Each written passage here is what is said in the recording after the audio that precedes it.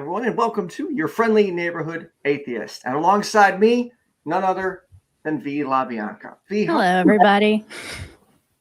How's your day going so far? Oh, this has been a good day. It's been a good day. Long, but good.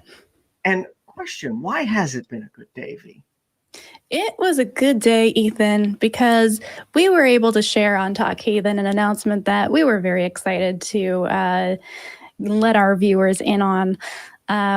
Eric Murphy and I are officially together. We've been together for some time, and we finally decided, hey, you know what? It's V's 1-year anniversary on the show as a host. Let's come on out and tell everybody. So we've been getting a lot of really lovely well wishes. Good. I wish there was a applause track I could play right now. If you haven't seen it earlier, I would recommend checking it out. But I would like you to pay particular attention to V's expressions.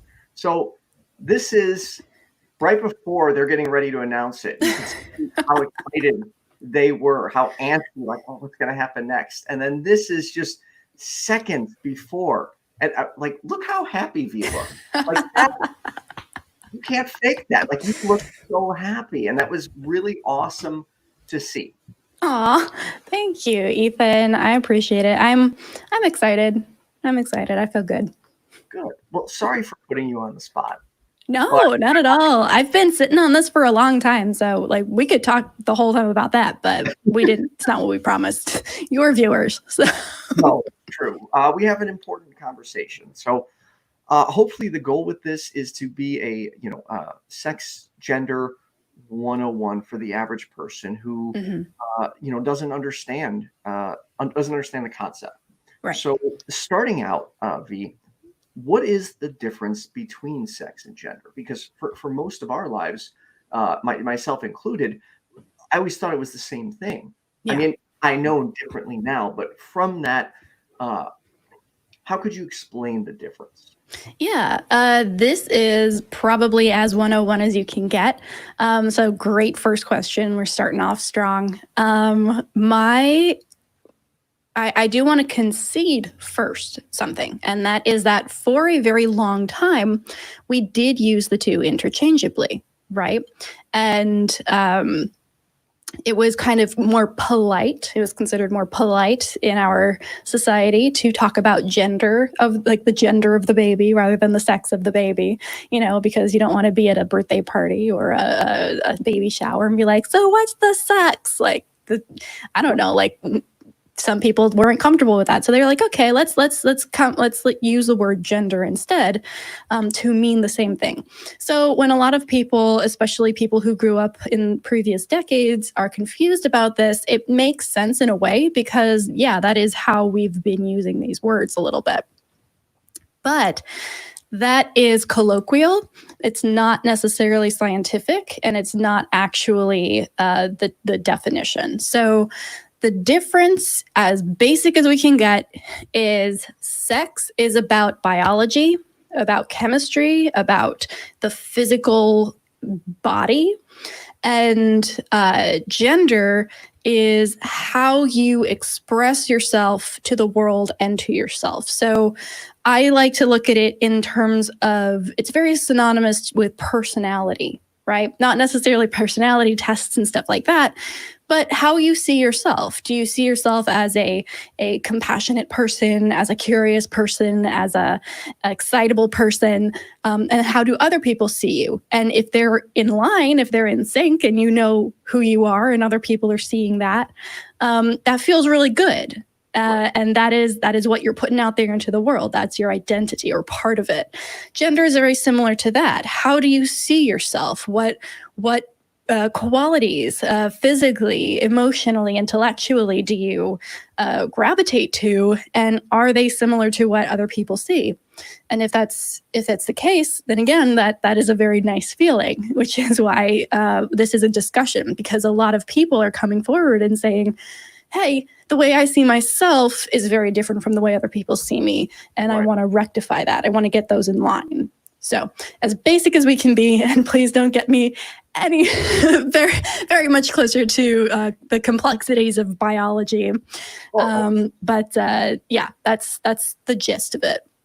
So can I be, just so I'm understanding this correctly, can I Mhm. be born one sex and then identify as another? So for example, um, can I be born a male and then I identify as a woman, or how does that work? Yeah, there are various ways that could work. And that is something that happens quite often. So it could be that you are born in a body that the doctor takes one look at, looks at what's between your legs, and goes, "Oh, it's a boy. Cool. We're good. Move on." Because, that's not their job. Their job is to be like, "Hey, can we classify this? We're good. They're healthy for somebody who is supposed to look like this. Moving on."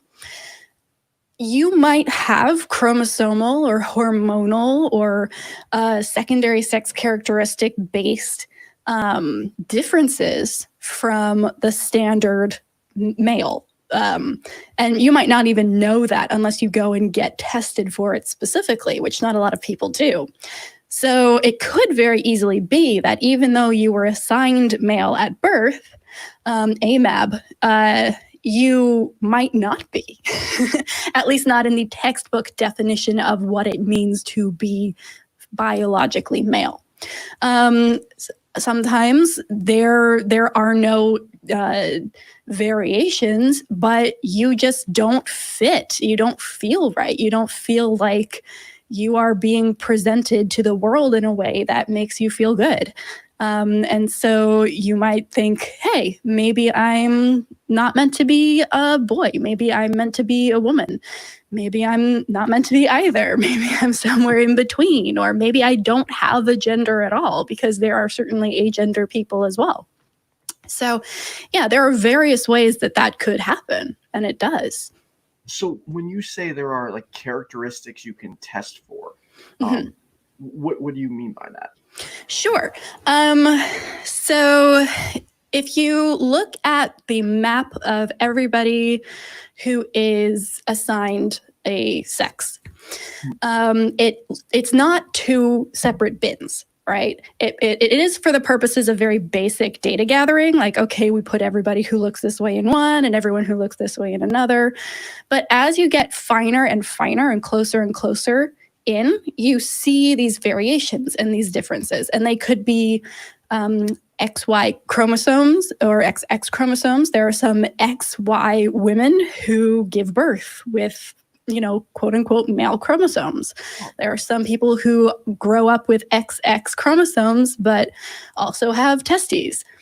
So as we get closer and closer, we look at things like secondary sex characteristics, breasts, hair growth on the face, anything like that, where fat distribution is, one's reaction to hormones, one's reaction to the different parts of the brain and all of that.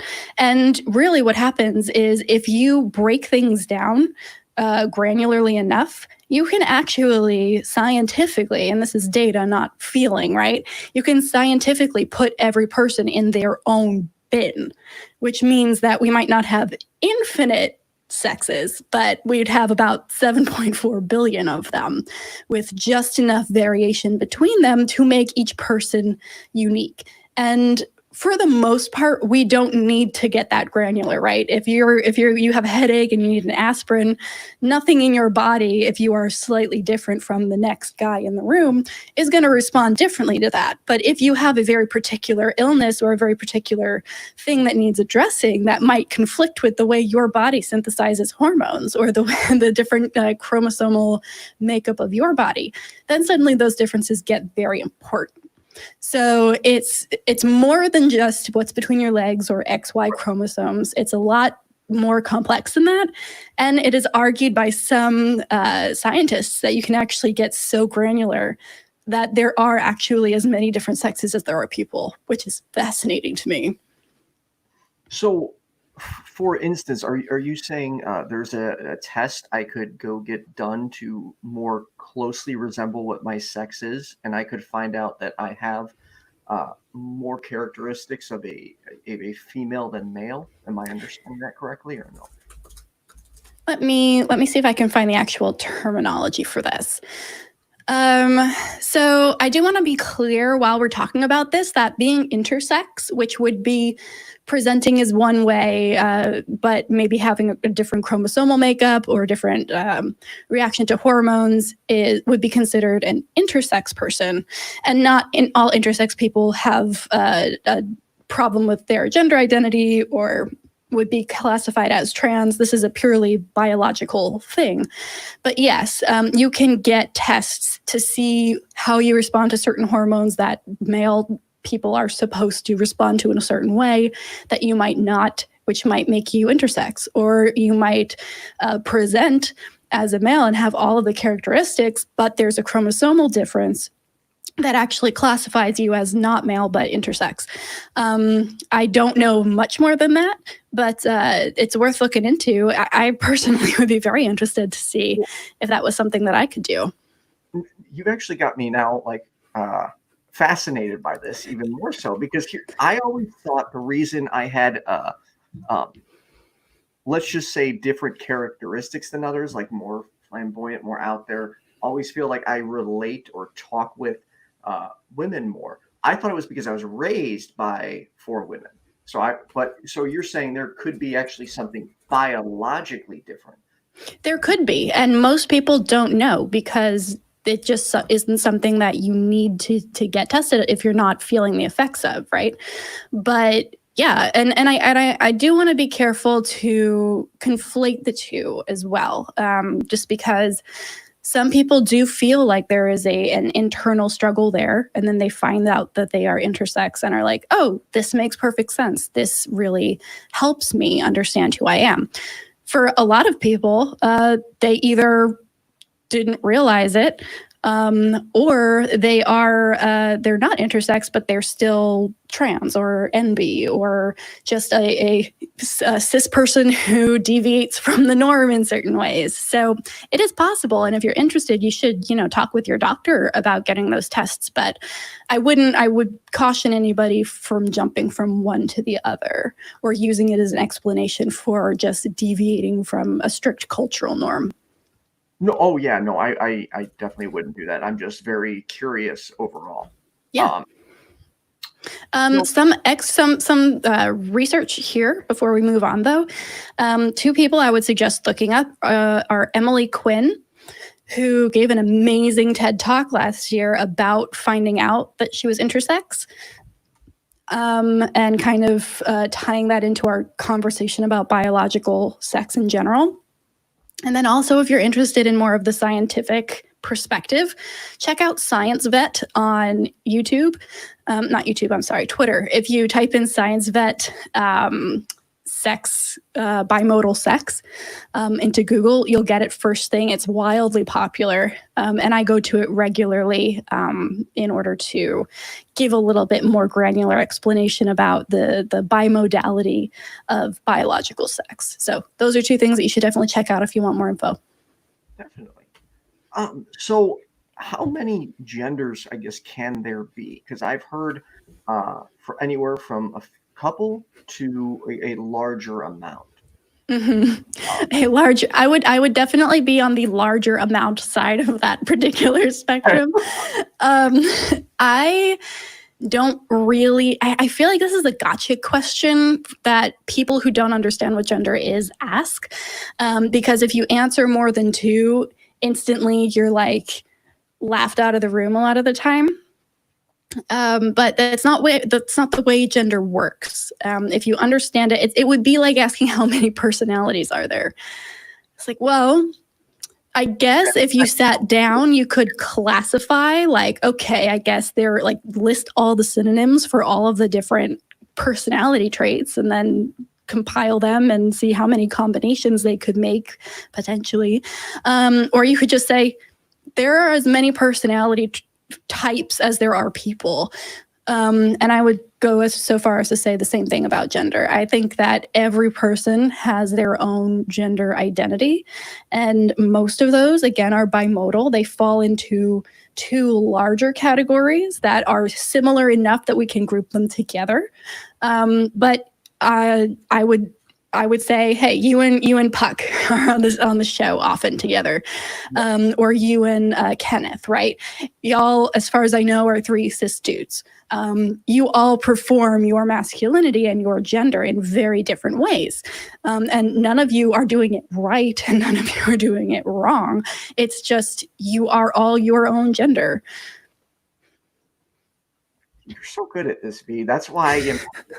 See, that's why this is important, because I am very much the average white, straight, cisgender, older dude who's new to all of this and trying very hard to understand. And I think these conversations are important so we can break it down, because I think people in my position are often the ones that don't understand it the most.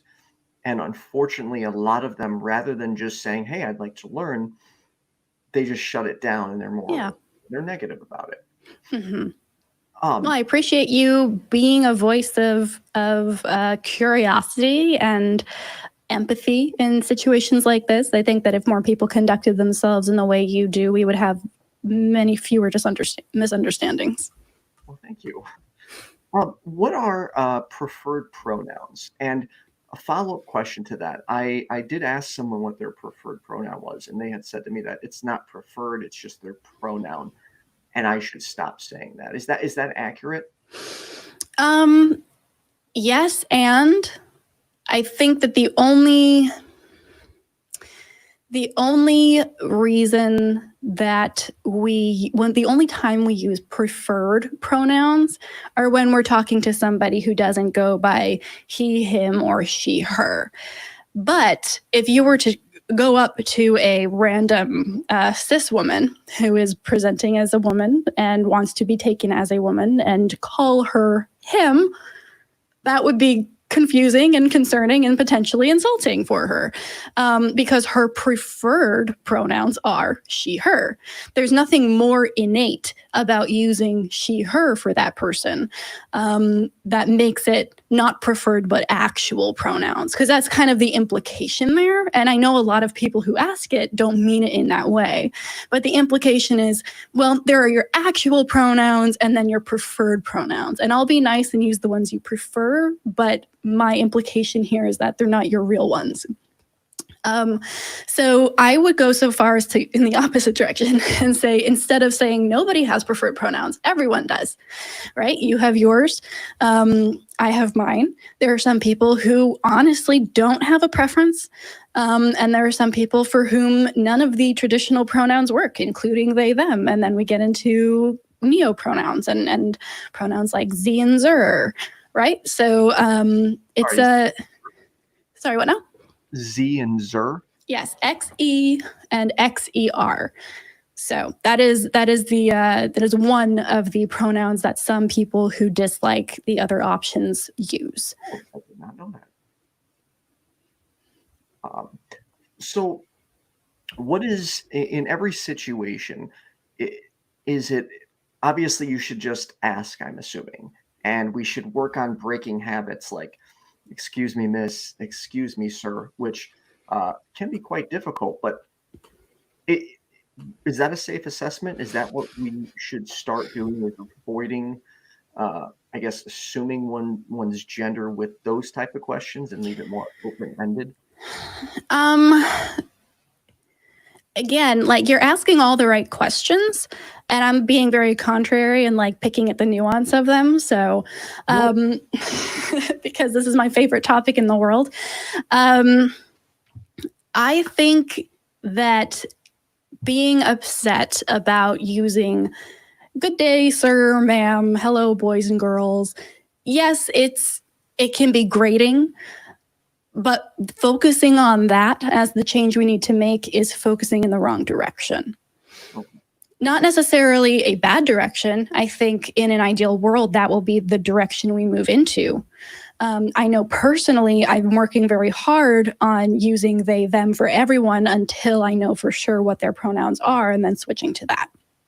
So, for example, there was a caller on the show today, Talk Heathen, that I felt bad about because his name was Sean, and he hasn't corrected me on it, so I'm running with he, him. But I jumped right in and I was like, well, Sean is saying that he does this and it makes him feel this way. And in the back of my head, I'm like, I really hope I'm not accidentally offending this person. I know they wouldn't hold it against me. They sound male, they have a male name, or, like, so it's an understandable mistake, and most people are not going to jump down your throat if you make that assumption. There are a couple people who get really uptight about that, and that's understandable because they are constantly living in a space where they don't feel seen, and so it can make it feel really big and very important, and it is. But the majority of people aren't going to be like super uppity and how dare you? I get misgendered all the time, and most of the time I'm just like, okay, if we're not going to meet again, I'll just run with it. And if we are going to meet again, I'll be like, by the way, I go by they, them. It's fine, but, just so you know, totally chill. I've seen that happen on numerous occasions, and every time but you don't have this polite response. You're just like, hey, this is how I identify. And right, exactly. My caveat here, yes, in an ideal world, it would be great if we could do that. That's not what we're fighting for right now. It's, to me, very synonymous with the idea of, oh, let's go and scrub the Golden Girls episode of the time where they were in blackface back in the 60s because Black Lives Matter. That's not what we're talking about. Yeah, that was a problematic episode, maybe like there are some people who would like to see it go. That is not what people are protesting for. They're protesting for systemic violence against people like them. And right now we're seeing an onslaught of attacks against anyone who doesn't identify as cis in healthcare. The Trump administration just made it legal for homeless shelters to turn away trans individuals, and trans youth make up a huge portion of the homeless youth here in America. So situations like that are really where I want to turn this focus. So yes, we can talk all day about, should you use sir and ma'am or hello friends or folks, and whether or not like guys is actually gender neutral. And I would argue that it is, and so is bitch. That's a fun conversation to have. But if we're really focused on change and making it safer for people to be who they are, then focusing on policy and the people who are actively trying to harm us is the most important conversation to have. So on that, then, what can I and the people watching do? Because I find that a lot of times, unless you're experiencing it yourself, people don't necessarily have the strive to want to make that change. So even on a small scale, what are things we could start doing to show our support and make sure that people from the LGBTQIA+ community don't continue to get threatened and harmed and impacted by the healthcare system or the Trump administration? Vote, not just for presidents. Presidential elections are coming up. They are important. That is not the only kind of election that matters. There are local elections for your state. There are congressional and Senate elections that you need to be a part of because that's the place where these bills are made and either die or get passed.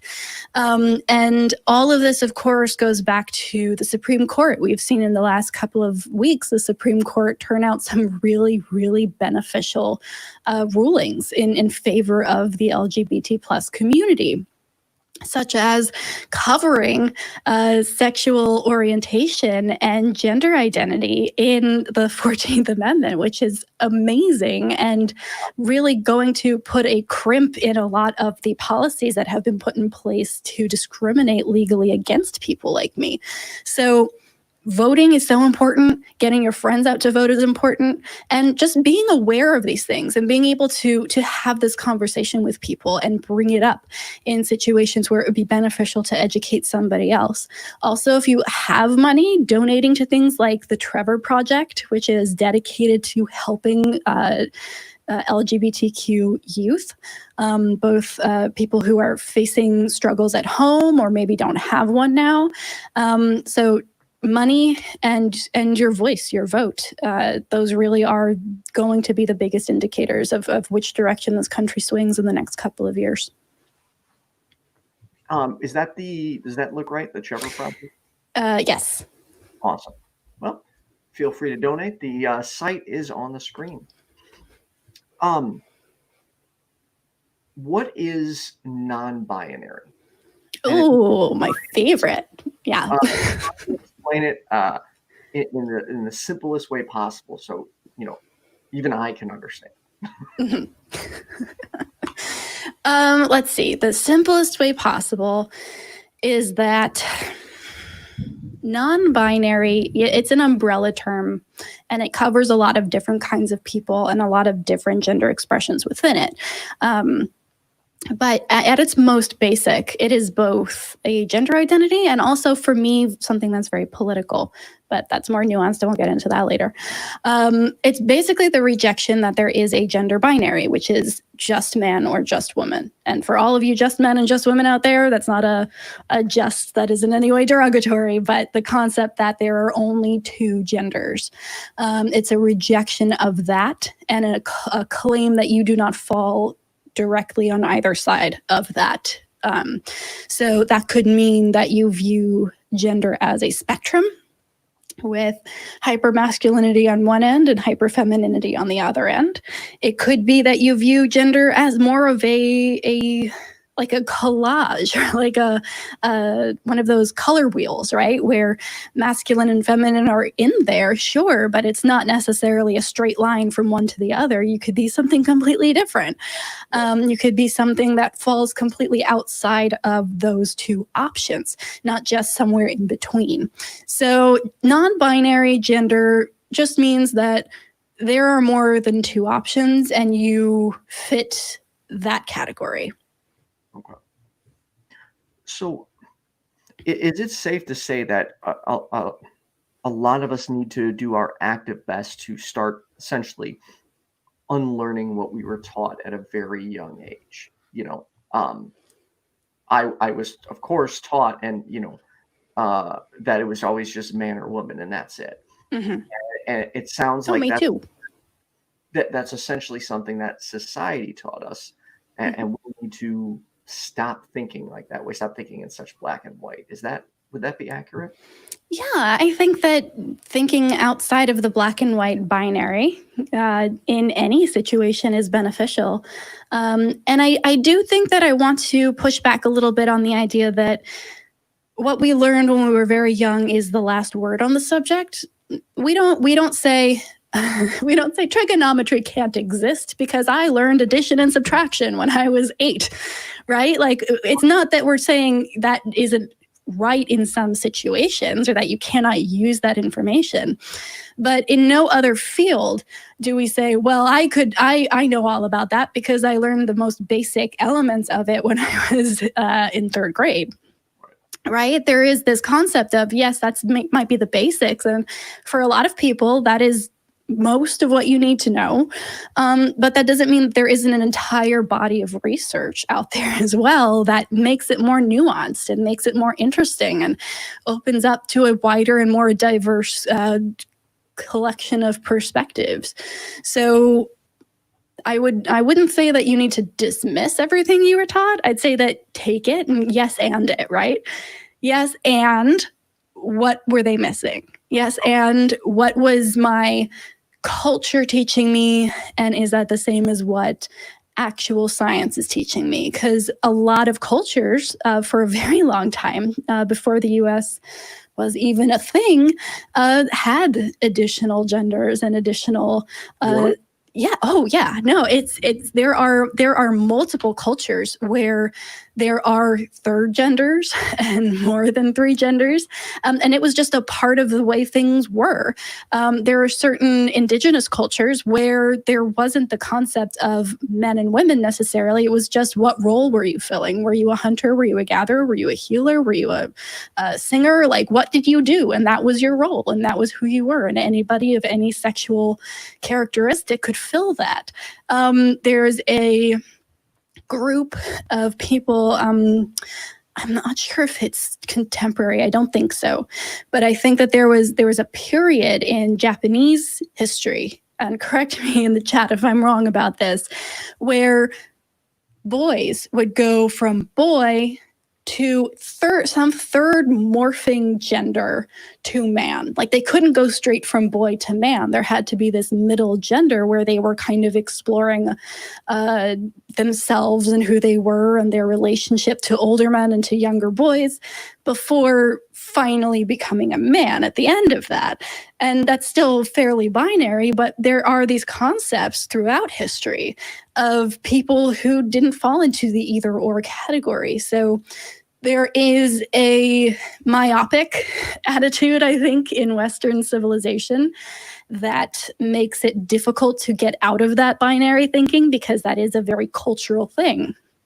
But understanding not only that science is pulling us in a direction where we are understanding nuance and we're understanding some of these differences within people, but also that our word is not the end word, right? We did not have the last word. We didn't have the first word. We're just one interpretation of humanity. And there have been people before and contemporarily with and will be after us that have different concepts of gender altogether. That's wild. In a good way. That's cool. I had no idea. Yeah. Jumping back a second to what we were talking about earlier. Yes. Because I've seen this objection before. Mm-hmm. If, like, for example, on, let's say, medical forms, yeah, we need to have then the two categories, like sex and gender, on all forms. And would that be beneficial? Or I guess my question would be, how do we assist them within the medical community so that they're not going into the doctor and the doctor is not knowing how they identify and they're assigned sex at birth? Right. I cannot speak about this from a medical standpoint, but I can tell you what I've seen that makes me feel good and gets me the best care, and that is the forms at Planned Parenthood. So at Planned Parenthood, when you get a form to fill out, one of those entry things that they gather all your information, they ask you what you were assigned at birth, right? They ask you what sex the doctor who delivered you said you were. And so they know right away, okay, this person is AFAB, right? Assigned female at birth. And then they say, what is your gender identity? And they give a whole list. And then they also give you the option to fill it in yourself if you would so choose. And I check off the non-binary, or sometimes it's gender queer or gender fluid, or, however you would phrase that. And then they give you what is your legal name, which I fill out. And then they say, what's your preferred name? Because for a lot of the people who have this disparity between what other people see and what they see, there's also a difference in name and what makes them feel comfortable in terms of what they're called. So they ask for pronouns, they ask for your preferred name, but they also have to ask for your legal name for, insurance purposes, and for, the sex you were assigned at birth. So it does run the gamut.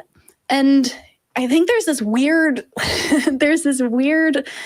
misconception that for some reason trans people don't understand that they are a specific sex, or like that they were assigned a specific sex at birth, and it would be like an imposition or like offensive for a doctor to ask, like, are you, were you assigned male or female? It's like, no, like, if anybody has done the thinking and the research about what biological sex is and who they are, it's people who are, questioning that and looking more deeply into it. So it's not that I would say most people, and again, speaking in broad terms, but for the majority of people who are not cis, they understand the value of giving that information. And it's never an issue of, I don't want to give this, or this is an imposition. Of course, they're a doctor, they need to know these things. But having those other options there and then being true to those, right? So if you are a doctor or a nurse or an administrator of some kind in a hospital or a doctor's office, and you see AFAB, non-binary, legal name, preferred name V, pronouns they, them, if all you look at are the legal name and the assigned sex at birth, and you use that, then it becomes an issue, right? Then it becomes something that feels invasive or offensive. But if you say, hey, V, how are you doing? And then you refer to me with they, them as my pronouns, I'm going to be fine. In fact, I'm going to really want to go back to you and refer my other NB friends to you. So it's also just good business practices. So, well, I would agree. And I think, unfortunately, I don't want to necessarily pigeonhole the right wings, but I think they play off fear in this a lot.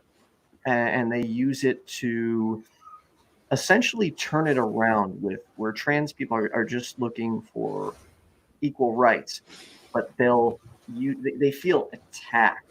And I guess in a lot of ways, that's where I want this directed, because every time I have these conversations, I can literally hear myself from 10 years ago in my head getting upset or triggered because I just didn't understand it. And I totally forgot where I was going with this. I'm sorry. No, I think you make a good point. It is approached from a standpoint of, I don't understand this and therefore I must be afraid of it. Right. Or these people are asking for special treatment and therefore must be, snowflakes or think that they're something extra special.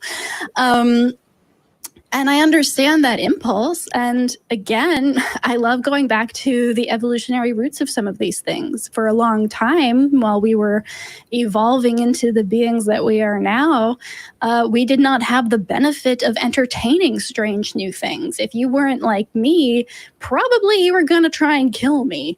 If you see a frog that is different colors than the frogs you normally see, it might be poison if you touch it. So stay away from that frog, right? So there is this evolutionary instinct to distrust the things that are different from you and that make you have that initial factor, right? I don't understand this. What is this? But we're in a situation now. We are lucky enough to be in a situation where we have the ability to not just survive, but thrive.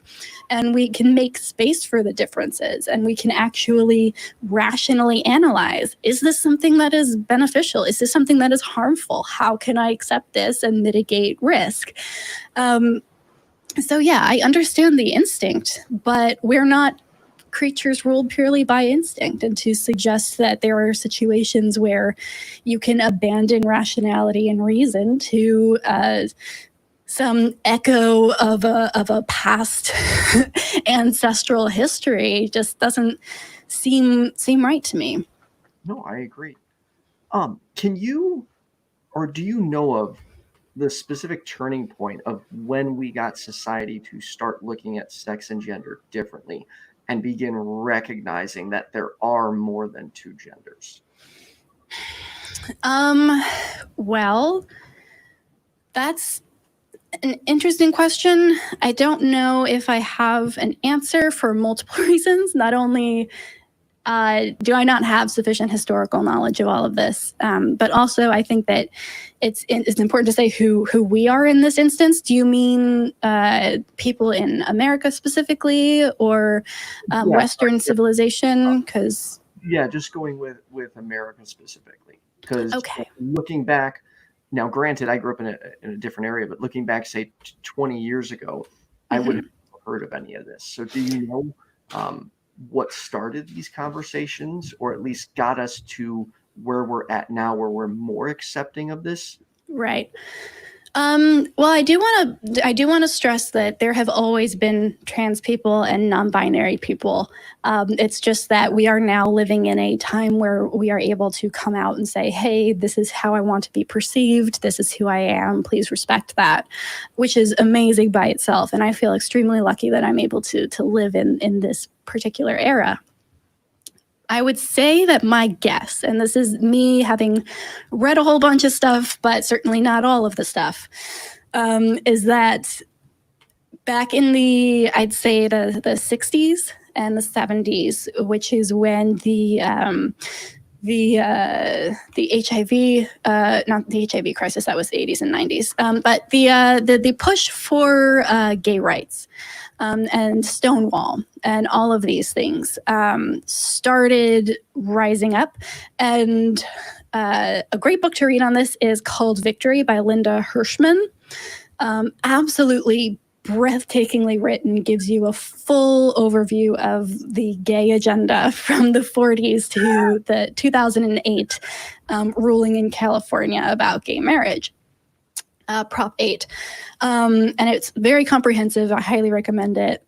I read it sobbing in a coffee shop, made people look at me very strangely.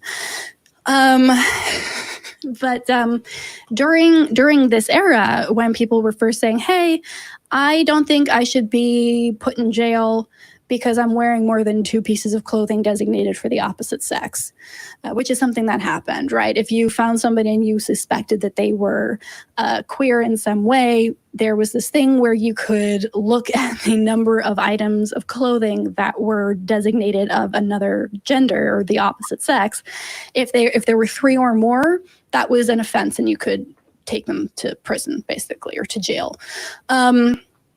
So these kinds of things were being risen up against, and we had groups that were forming, and the trans community was actually front and center. Marsha Johnson, for example, was a prominent member of the community who was very influential during the Stonewall riots specifically.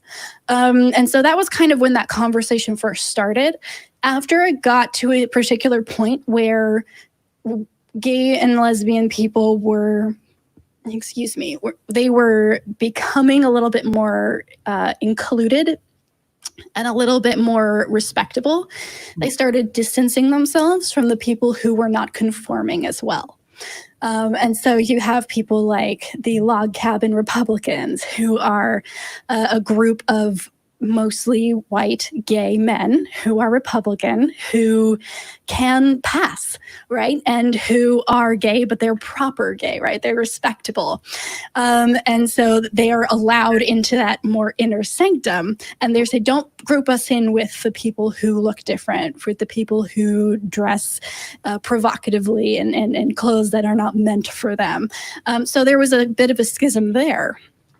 And then I would say that the thing that makes it, that brings us to today is the internet, more than anything else.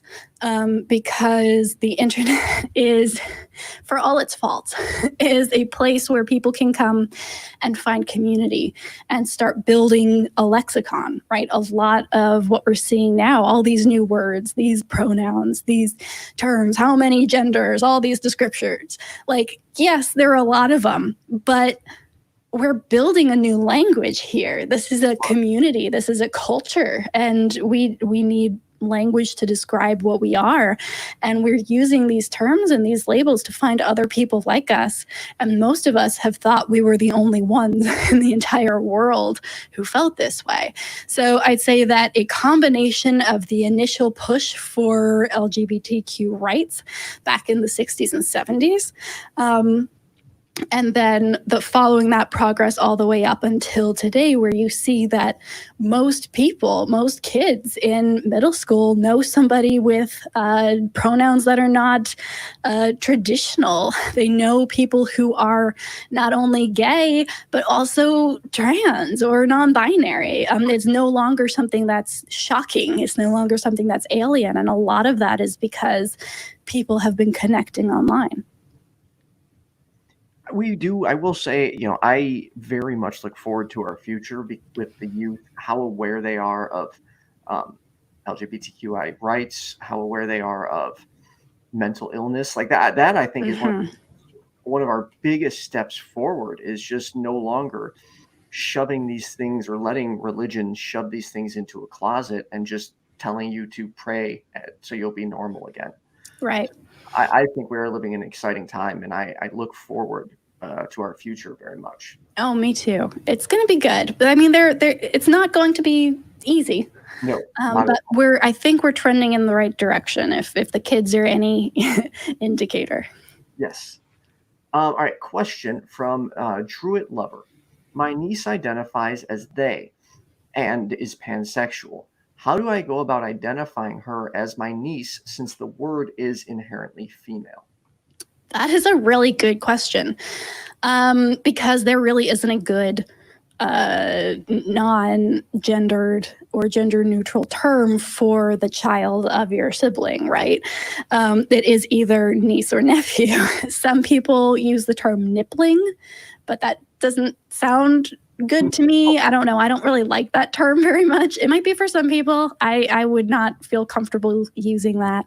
I would say ask her or they, them, ask them. See, I do it too. Everybody misgenders people all the time. Ask them how they want to be talked about.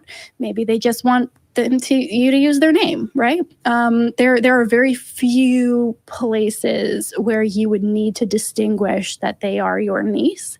That could not then be explained as, oh, my sister's kid, right? My sister's kid, whatever their name is.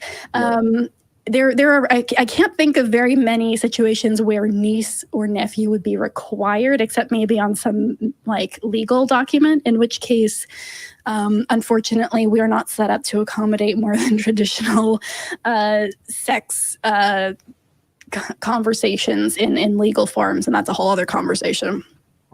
So unless it's like a legal document, I'd say ask them what they like, go with that, even if it's just their name, and then talk about your sibling's kid whenever you need to reference how they're related to you. Thank you. Druid Lover, I hope that answers your question. Next one comes from Ricardo. What's V's view on the LGBTQIA still being the best acronym, or should it be replaced by GRSM to refer to the community in general? Mm-hmm. So GRSM, for those of you who don't know, are gender, romantic, and sexual minorities. Did not know. Yeah. I think that there are places for both. Personally, I do not. There are parts of my identity where it's important to flag that I'm a minority, right? In certain political elements, in certain social circumstances. If I want to signal that, hey, I am part of a marginalized group that needs a voice and I'm helping be that voice, I'll use GRSM. But I don't see that coming into the broader terminology necessarily, just because I know a lot of people for whom their minority status in society and politics doesn't make up a large part of why they love what they are. You know, they don't love that about themselves. They are gay, they're lesbian, they're bi, they're pan, right? They're part of the LGBTQIA plus community. And yes, it is a little bit of a mouthful, but until we find something shorter that doesn't rely specifically on socio-political standing and also doesn't exclude people, I think I personally am going to stick with LGBTQIA, except for when I'm talking with other people who are in the community, and then I'll just call it the queer community. And we'll do that on secular sexuality. The only tricky thing there is that queer is a reclaimed word, right? We have taken it back from people who use it as a slur, and a lot of people are still triggered by it. And it's not something that somebody who is not part of the community can use without permission, at least not if you're trying to be polite and inoffensive. So I call it, around other people who are queer, the queer community.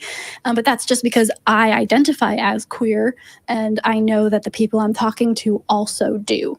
So within the community, there's a little bit more wiggle room. If you are an ally and you want to signal that you're an ally, I'd say use LGBTQIA.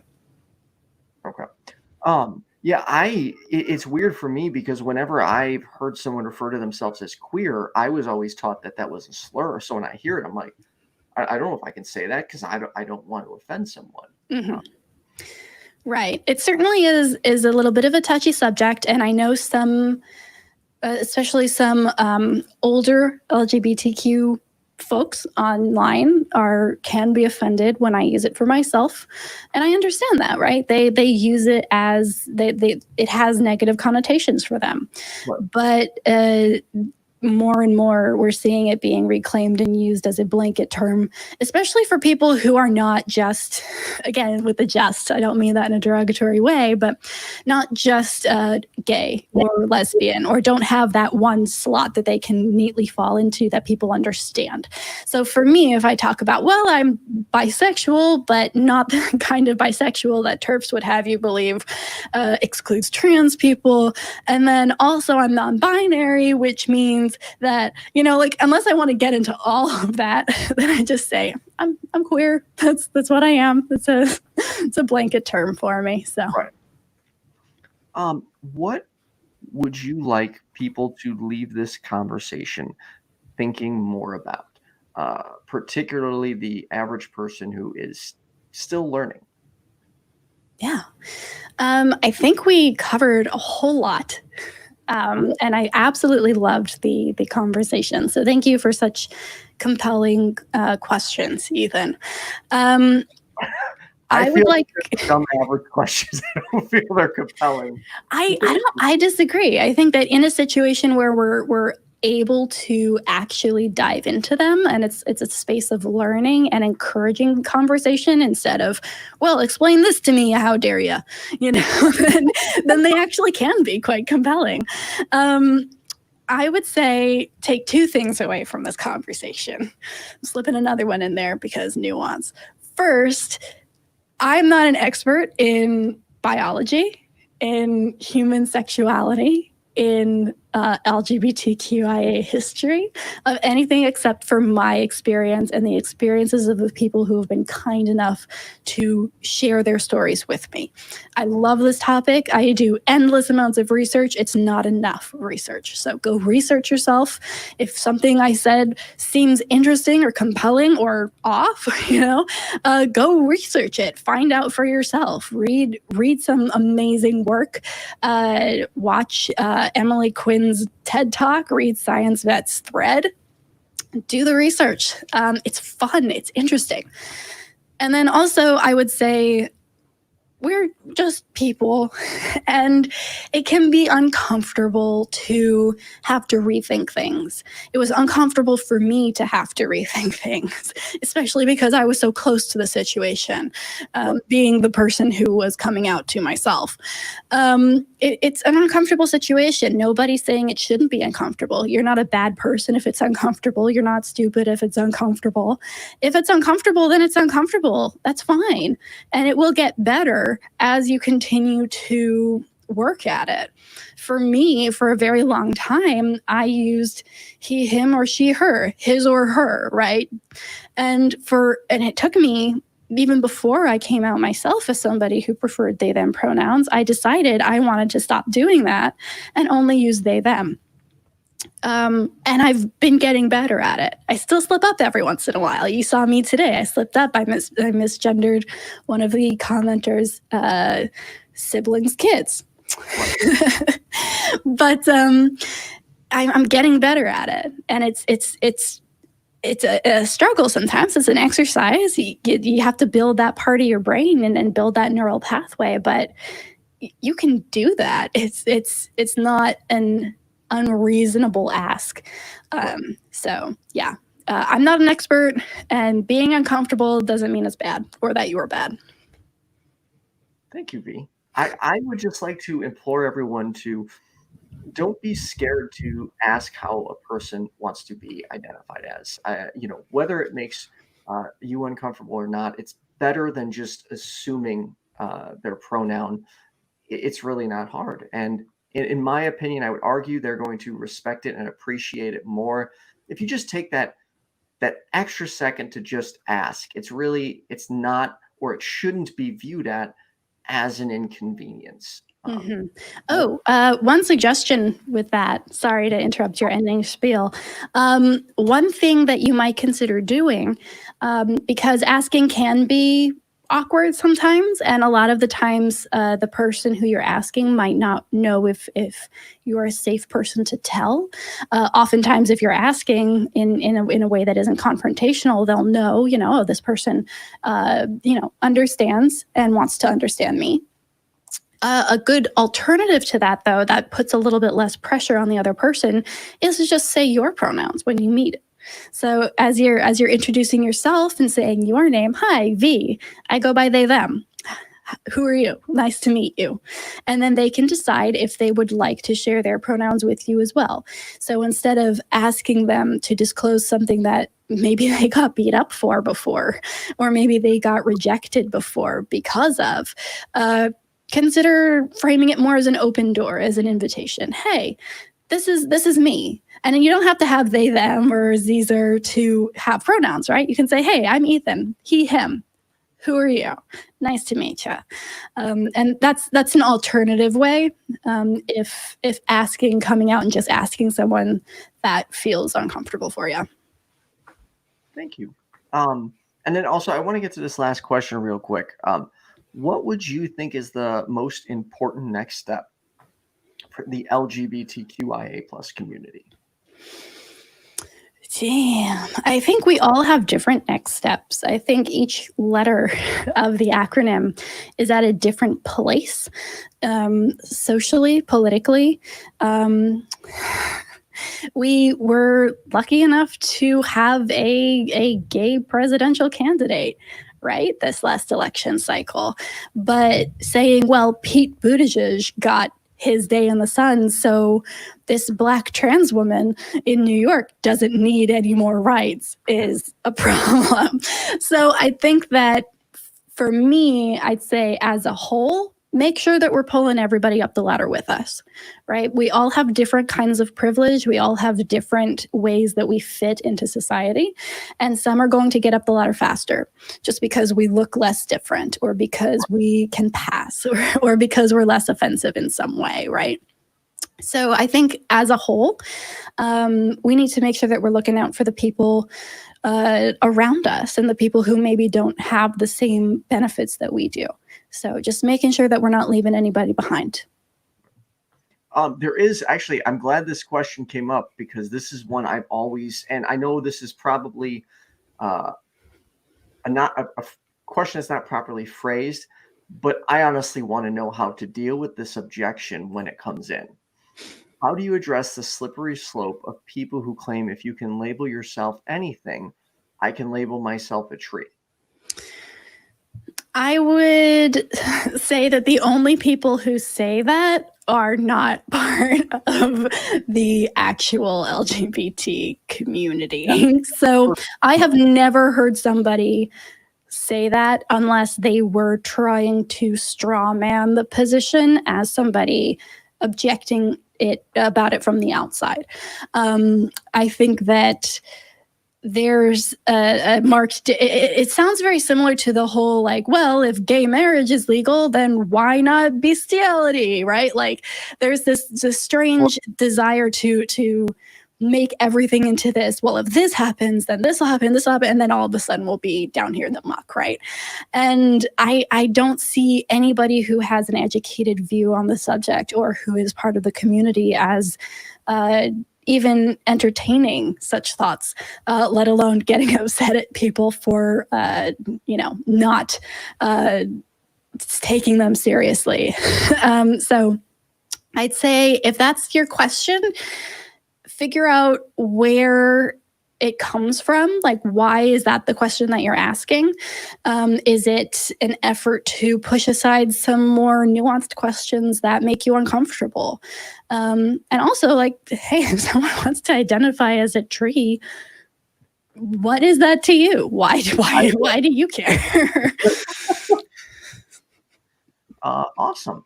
Thanks for doing this, V. This was awesome. I really had a good time. I hope I didn't put my foot in my mouth too much. I hope I didn't, because I want to say I have only sweat during, I've sweat during 3 interviews. One was my first time getting ready for Jenna Belk. The second was Marie Delfont. And then this was the third one, because I am so new at this topic, and I am terrified to, like, because sometimes barf comes out of my mouth, and I'm terrified. It's a human condition, man. I'm terrified that barf will be offensive, specifically on this topic, and I never want to offend anyone. I want to do my best to help the community in every way I can. So I'm not sweating anymore, but good. Everyone, be like Ethan. Ethan's a good ally. And you can get things wrong, right? Like everyone is going to. I get things wrong all the time, not just on this issue, but trying to be a better ally to the Black Lives Matter movement, right? Like there's so much that I need to learn, and I am going to put my foot in my mouth constantly. But you have to be able to do that and then say, whoops, okay, know better next time, moving forward, educating myself. And this is a great platform, and you do it well. So thank you. Oh, thank you. And I think one of the important things I've learned is, in many ways, find the appropriate friend that you can sometimes ask those dumb questions to. Because sometimes, yes, like to the average person, they'll be like, oh, are you really this stupid? But if you find that person who can take the time and explain it to you on any subject, I think it makes a difference. And I would implore you to ask more questions. However, I think my biggest thing I would recommend staying away from, particularly in the trans community, is not walking up and be like, don't ask about their areas. That is entirely. Oh yes, please don't do that. It's offensive. It's like, would you really want someone coming up to you and asking about yours? So that would be a question I would recommend avoiding. Yeah. I would like to thank my top tier patrons, Cindy PLAZA, Trina Deluca, Kenneth, Leonard, Christian Watkins, Kathy Leto, and even Ian Davenport. V, where can everyone check you out at? Yeah, I just got a custom URL on YouTube, which I'm super excited to share with everybody. So if you want to know about all the things I'm doing and get all of the interviews that I've done on other people's channels and links to Talk Heathen, Secular Sexuality, and my new shows, you can go to viewroselawbianca.com. If you want to check out my YouTube channel, go to youtube.com/viewroselawbianca. And if you would like to become one of my top patrons, or just a patron in general, you can go to patreon.com/vlabianca. No rows there. I am working on releasing my first video in the How to Skeptic series, which will talk a lot about research and good internet hygiene through the character of Lynx, the androgynous cat cyborg. Which I'm very excited about. That'll be at the end of the month. Patrons get first access. And yeah, I'm on Talk Heathen every Sunday at 1 p.m. Central, and Secular Sexuality every Thursday at 7 p.m. Central. And then lastly, where did V, the androgynous cat thing come from? Oh, it wouldn't be a conversation about gender without Lynx, the androgynous cat cyborg. So, as a non-binary person on the internet, I get lots of fun comments from people who try and make me feel bad about my gender expression. And the funny thing is that the ones who try and get it wrong on purpose in order to be offensive actually get it pretty spot on sometimes. So one troll commenter made fun of me for being an androgynous cat cyborg or whatever V is claiming to be to get victim points. And I'm like, actually, that's kind of awesome, and I want to be an androgynous cat cyborg. So now I am, and now that is me. And you can be an androgynous cat cyborg too, because I have merch on Redbubble. Awesome. Well, thanks, V. Thanks everyone for tuning in. If you like what I do, my Patreon link is in the description. And I hope everyone has a really good day. Stay happy. Stay healthy. Oh, and by the way, 500 subscribers. Yay! Awesome, man. Never expected that. So I'm like grinning ear to ear from that. So thank you, everyone.